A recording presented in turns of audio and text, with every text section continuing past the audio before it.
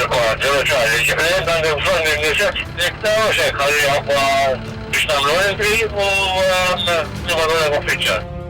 Lesti għal xħin ikunu msejħa 60 persuna nħatru bħala volontira fiħdan id-Dipartiment tal-Protezzjoni Ċivili wara li segwew b'suċċess kors ta' taħriġ fuq livell avvanzat waqt ċerimonja li saret fil-kwartieri tad-Dipartiment tal-Protezzjoni Ċivili spikka l-appell tal-Aġent Direttur Emanuel Bsajla għalilhom kunu gburin bl-uniformi, kunu denji lejn id-Dipartiment tal-Protezzjoni Ċivili.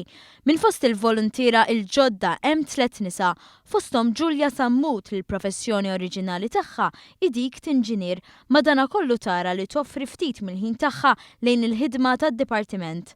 Mhix daqshekk faċli għax fl-istess ħin trid tħalli wkoll enerġija biżżejjed biex wara ħin tax-xogħol tmur tiddedika ħin ieħor differenti. Il-kors ma kienx daqshekk faċli, kien intensiv immens.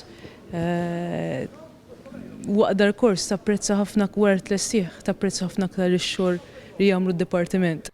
Stqarret li l-professjoni tinġinier ikkumplimentat sew it-taħriġ li kien wieħed intensiv. Għenet fis-sens li stajt nifhem ċertu affarijiet jisu x'inhu jiġri kif il-behavior ta' ċertu affarijiet meta jkunu taħt ċertu ammont ta' temperatura. Essax f'dak l-aspett kif il-behavior ta' ċertu materjali. It-taħriġ dam 15-il ġimgħa u inkluda fost oħrajn simulazzjoni ta' x'jiġri f'każ ta' terremot jew f'każ ta' inċident tal-massa. Il-Ministru għall-Intern Carmelo Abela qal li l-ingaġġ tal-volontira l-ġodda fisser li issa d-Dipartiment tal-Protezzjoni Ċivili għandu mal-100 volontier li huma essenzjali biex id-Dipartiment ilaħħaq mal-5,000 sejħa ta' għajnuna li jirċievi kull sena u sem li joffri f'attivitajiet kbar. Abela qal li l-bżonn tiżjed ħaddiema fid-Dipartiment hija kontinwa, tant li se tinfetaħ sejħa l-pumpiera ġodda.